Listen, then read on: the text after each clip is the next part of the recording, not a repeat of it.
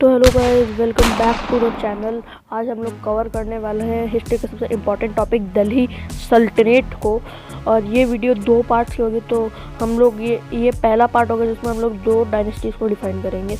तो let's get straight on to the topic. जो पहला डायनेस्टी है वो है स्लेव डायनेस्टी और जो दूसरा डायनेस्टी है वो है खिलजी डायनेस्टी। ठीक है, तो आज शुरू करते हैं स्लेव डायनेस्टी से। जो स्लेव डायनेस्टी है उसके पहले रूलर थे कुतुबुद्दीन ऐबक। अब ये रीज़न क्या है कि वो स्लेव डायनेस्टी कहलाते हैं, क्योंकि वो मोहम्मद घोरी के अंडर स्लेव थे, यानी वो वहाँ के नौकर थे। और स्लेव डायनेस्टी के अंदर 4 रूलर थे और पहले जो थे वो थे कुतुबुद्दीन ऐबक। और वो पहले स्लेव थे, फिर वो जनरल बने, फिर वो लीडर बने। और उन्होंने जो मेन लड़ाई लड़ी थी वो थी बैटल ऑफ तरीन। अब बैटल ऑफ तरीन इतनी इम्पोर्टेंट क्यों? क्योंकि बैटल ऑफ तरीन ही की वजह से इंडिया में मुस्लिम जो रिलीजन था उसका एंट्रेंस हुआ। उससे पहले कोई भी ठीक है, जो सेकंड रूलर थे स्लेव डायनेस्टी के वो हैं इल्तुतमिश। इल्तुतमिश ने भी बहुत सारी लड़ाइयाँ लड़ी और वह कुतुबुद्दीन ऐबक के ब्रदर इन लॉ थे। उन्होंने अपने कोर्ट ऑफ जस्टिस में से सारे करप्ट ऑफिसर्स को निकाल लिया और जो मेन पार्ट स्लेव डायनेस्टी में वो उन्होंने कुतुब मीनार के कंस्ट्रक्शन को कंप्लीट करवाया था, जो कुतुबुद्दीन ऐबक ने स्टार्ट। अब आती है मेन बात, क्योंकि जो इल्तुतमिश था उसका कोई बेटा नहीं था, तो उसके राज्य को, उसकी राजगद्दी को आगे कौन बढ़ाएगा।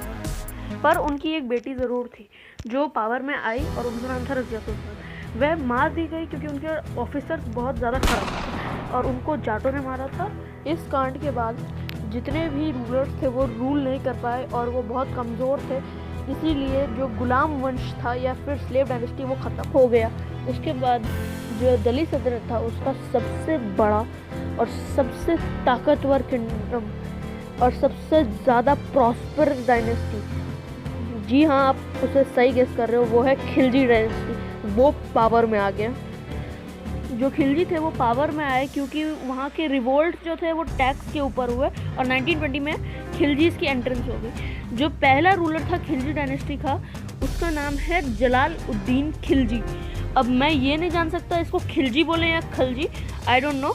चलो बढ़ते हैं। वो सबसे ज़्यादा कोर्ट एडमिनिस्ट्रेशन में उसका एबिलिटीज़ बहुत बढ़िया थी और वो 10 से 11 साल तक रूल किया था और वो सब नोबल मर्चेंट था और उसने जो रिवोल्ट किए थे वो थे टैक्सेशन के ऊपर।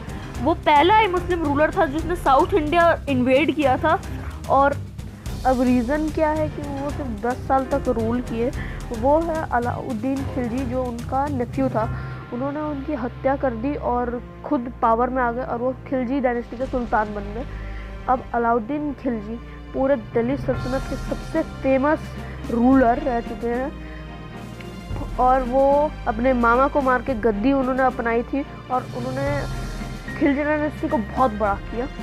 और उनका एडमिनिस्ट्रेशन जो था उसमें उन्होंने नॉन मुस्लिम्स के लिए 4 अलग अलग टैक्सेस लगाए, जिनमें से मोस्ट फेमस था जिजिया, जिसमें हिंदुओं को अपना मंदिर विजिट करने के लिए टैक्स देना पड़ता था। जो ट्रांसपोर्ट पर टैक्स था उन्होंने उसको घटा दिया ताकि ट्रेड और एक्सचेंज ऑफ गुड्स ज़्यादा हो। उन्होंने हॉर्समैन्स को बहुत ज़्यादा स्किल किया। उन्होंने आर्मी में की सैलरी बढ़ा दी और उन्होंने जो मेन लड़ाइयाँ लड़ी थी वो थी राजपूतों के साथ और 2 मंगोलों के साथ। और उनमें से राजपूत में रणथंबोर और चित्तौड़ सबसे फेमस है।